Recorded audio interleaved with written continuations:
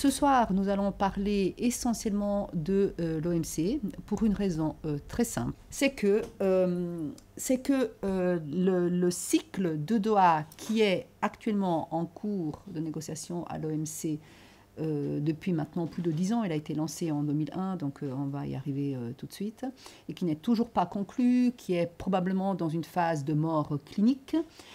Eh bien, ce cycle de Doha est très controversé. Il est notamment très critiqué par les ONG. Mais il faut voir que les pays en développement tiennent bec et ongle à sa conclusion.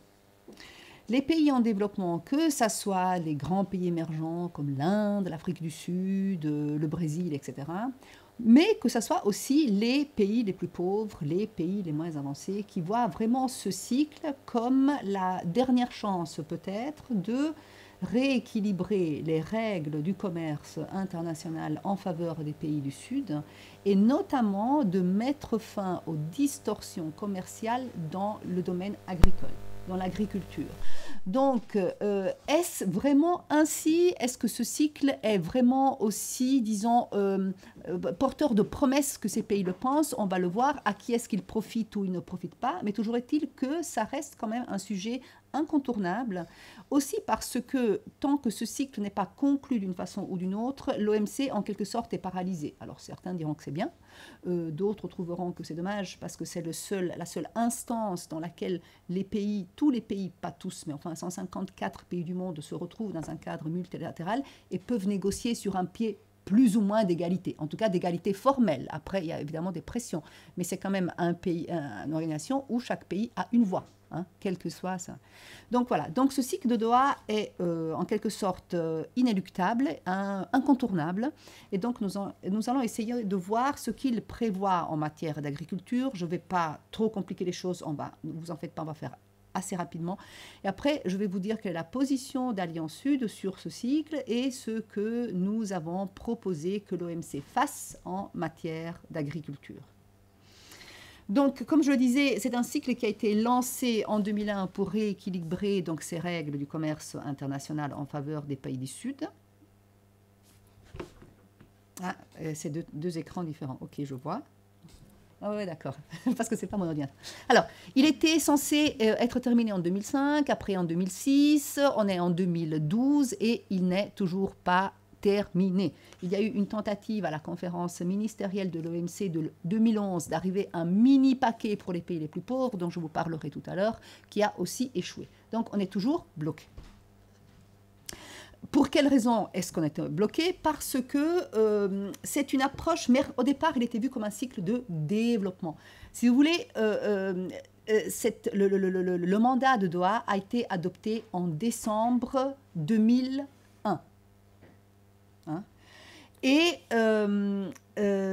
c'était un moment un peu spécial où on a fait croire en quelque sorte aux pays en développement qu'il y avait une volonté même de la part des pays industrialisés justement de réécrire un peu ces règles. Les pays en développement se sont laissés entraîner souvent malgré eux, hein, dans ce cycle de négociation. Maintenant, ils sont dedans et ils veulent absolument conclure. Hein. Mais ce qui se passe, c'est que cette approche développement s'est perdue un peu en route. Et nous allons voir pour quelles raisons. Et c'est devenu essentiellement une approche mercantiliste où chacun essaye de prendre et de donner. C'est un peu comme dans un souk. Moi, je te donne tant de concessions en agriculture. Toi, tu me donnes tant des concessions dans les biens, dans les produits industriels. Mais si vous voulez, les pays industrialisés ne sont pas prêts à faire plus, hein, à faire plus d'efforts que les autres. Et c'est pourtant ce à quoi ils s'étaient engagés au départ. Je disais le moment un peu spécial parce que la conférence s'est déroulée en décembre 2001. Le 11 septembre venait d'avoir lieu. Il a peut-être... En septembre 2001, il a peut-être servi un tout petit peu de déclencheur, de détonateur. On était au début du millénaire. En fait, il y avait comme ça, il y avait un esprit un peu différent qui s'est perdu quand même en route. Alors, il se trouve aussi que, effectivement, les intérêts, vous savez, les intérêts entre les pays du Nord et les pays du Sud sont très différents, mais c'est aussi entre les pays du Sud eux-mêmes. Il n'y a plus un tiers-monde, il n'y a plus un Sud. Hein. Essentiellement, les pays en développement ont un avantage comparatif dans l'agriculture, donc ils essayent d'exporter, ils essayent d'ouvrir des marchés à leurs exportations de pays agricoles. Les pays du Nord ont un avantage comparatif plutôt dans les produits industriels et les services, mais ce n'est pas si simple. Hein. Il y a aussi des pays en développement qui se protègent sur l'agriculture. Donc il y a vraiment différents intérêts en jeu qui font que effectivement les choses bloquent, quoi. Voilà, ça c'est ce que je disais, les PED. Pourtant, ils veulent conclure absolument ce cycle, ils y croient maintenant à fond. Alors, voilà. Alors, maintenant, sans vouloir trop compliquer les choses, parce que ce sont des sujets un peu... Mais qu'est-ce qu'il est prévu dans l'agriculture ? Alors, le but de l'OMC, c'est quoi? Le but de l'OMC, c'est de libéraliser au maximum les échanges, le commerce international. Hein. L'OMC a aussi commencé à libéraliser l'agriculture, ce qui n'était pas le cas de son prédécesseur, le GATT. Hein. Donc l'OMC qui a été créé en 1995 et qui a commencé à libéraliser aussi l'agriculture dans le cadre d'un accord qui s'appelle l'accord sur l'agriculture. Maintenant, le cycle de Doha, il vise à faire quoi? Il vise à continuer cette libéralisation dans une approche supposée développementaliste, on va voir si c'est le cas ou pas, hein. Et il repose sur 3 piliers, ok? Sur 3 piliers. Le premier pilier, c'est l'accès au marché. Donc, il est prévu que les pays réduisent leurs droits de douane, ok? À l'OMC, il y a les barrières tarifaires et les barrières non tarifaires. Mais les barrières tarifaires sont très importantes, ce sont les droits de douane. Et donc, il est prévu que les pays baissent leurs droits de douane pour faciliter effectivement les importations. Alors, ça c'est un peu...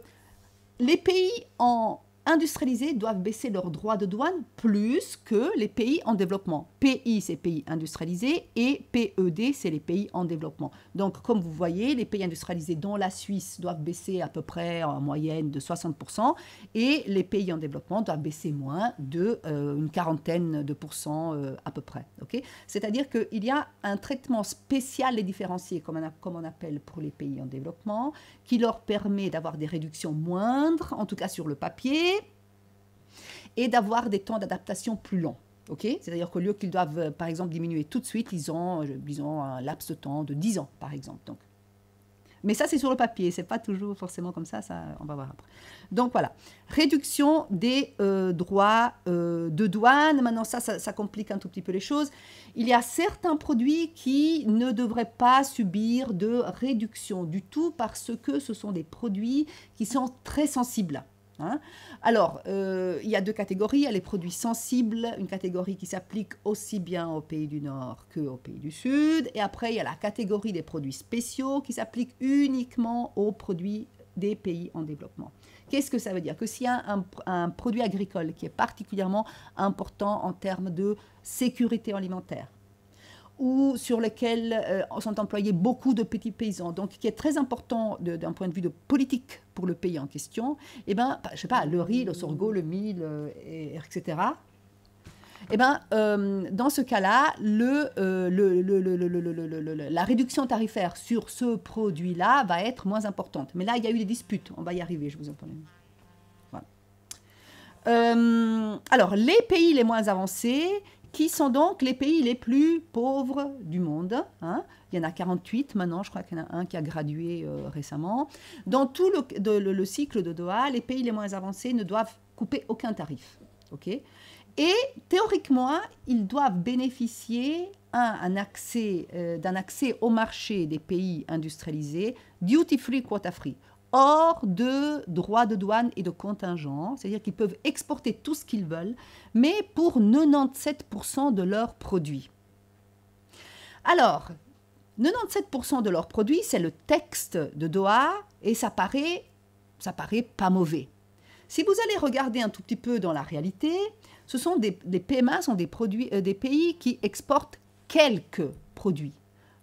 Bananes, café, cacao, coton, ils n'ont pas une variété très large de produits. Donc, le fait de leur exclure les 3% qui restent risque de les pénaliser énormément. Parce que dans les 3%, les pays importateurs peuvent mettre précisément les quelques produits qui sont stratégiques pour ces pays les moins avancés. Alors maintenant, ça c'est le texte de l'OMC. Il y a des pays qui accordent déjà un accès au marché pour les produits des PMA qui est duty-free, quota-free à 100%. C'est le cas de la Suisse. C'est-à-dire que tout produit en provenance d'un PMA peut entrer sur notre territoire sans quota et droits de douane. C'est aussi le cas de l'Union européenne. Mais ce n'est pas le cas des États-Unis, ce n'est pas le cas du Japon, ce n'est pas le cas de tous les pays industrialisés. Et ça paraît, 97% on se dit oui, ça doit être jouable. Eh bien non, ce n'est pas jouable. Je vais vous dire tout à l'heure ce qui s'est passé lors de la conférence justement de 2011.